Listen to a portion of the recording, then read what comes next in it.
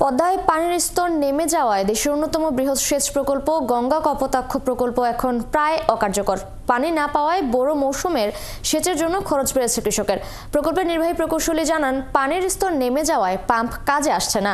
শাহিন আলীর তথ্য ছবিতে প্রতিবেদন।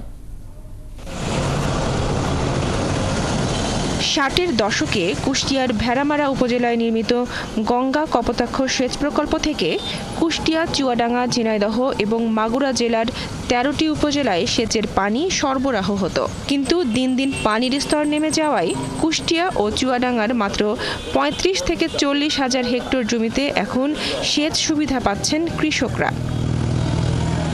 এর মধ্যে দীর্ঘদিন নষ্ট হয়ে পড়ে আছে সেচের দুটি পাম্প।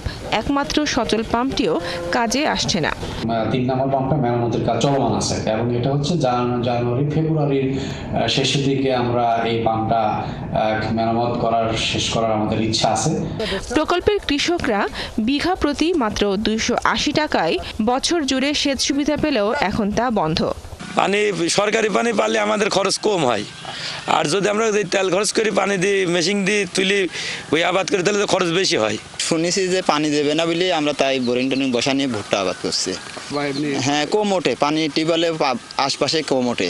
এতে পানির অভাবে অনাবাদি থাকছে এলাকার জমি। এটা আমাদের অতি জরুরিভাবে খনন করা প্রয়োজন।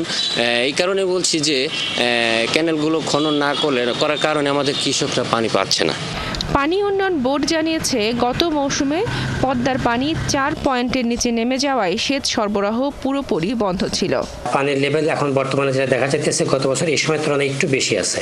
এর কারণ হিসাবে আমি নিজে মনে করি যে আপনার ওই বৃষ্টিপাত বেশি হওয়াটা একটা বড় ব্যাপার। আর এছাড়াও আমাদের উজান দেশে যারা আছেন তাদের পানি ব্যবহারের ব্যাপারটা এখানে গুরুত্বপূর্ণ। পানির জন্য বাড়তি খরচের শ্যালো মেশিনের উপরই তাই ভরসা করতে হচ্ছে কৃষককে। বনশ্রী হালদার, 71। দর্শক, এ বিষয়ে আরো জানাতে আমাদের সাথে যুক্ত হচ্ছেন সহকর্মী শাহিন আলী। শাহিন, সেচ প্রকল্প চালু হওয়ার বিষয়ে কি বলছে সংশ্লিষ্ট কর্তৃপক্ষ? কৃষকরাই বা তাদের দুর্ভোগ নিয়ে কি বলছেন জানাবেন আমাদের।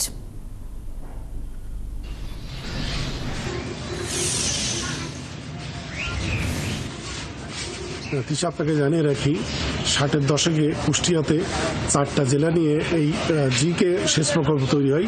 এটি কিন্তু দক্ষিণ এশিয়ার মহাদেশের মধ্যে দ্বিতীয় বৃহত্তম সেচ প্রকল্প। এটির আওতায় কিন্তু কুষ্টিয়া, চুয়াডাঙ্গা, ঝিনাইদহ এবং মাগুরার আওতাভুক্ত ছিল।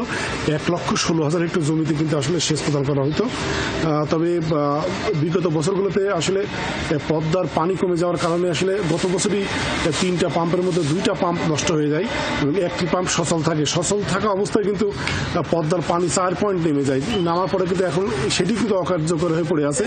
তবে চাষিরা আসলে জানুয়ারির শেষের দিকে যে বড় মৌসুমের পানিটা পেত, সেটি কিন্তু এখন ব্যাহত হচ্ছে। যেমন আপনাকে বলে রাখি, কুষ্টিয়ার এবং পার্শ্ববর্তী যে 3টি জেলা, সেটিতে কিন্তু আসলে এই পানি না পাওয়ার পরে কিন্তু বড় ধানের চাষে আগ্রহ হারিয়ে ফেলছে চাষিরা, এমন একটি মন্তব্য আমাদেরকে চাষিরা জানাচ্ছেন। তবে আমরা যে কুষ্টিয়া ভেড়ামারাতে যে আসলে পাম্পটি অবস্থিত, সেখানে আমরা কথা বলেছি, তারা আমাদেরকে জানিয়েছেন আসলে পদ্মার যে চ্যানেলটি বন্ধ হয়ে আছে, সেটি আসলে খননের মাধ্যম দিয়ে এই মাসের শেষের দিকে হয়তো তারা একটি পাম্পের মাধ্যমে চাষিদের কিছু পরিমাণ পানি তারা সরবরাহ করতে পারবে।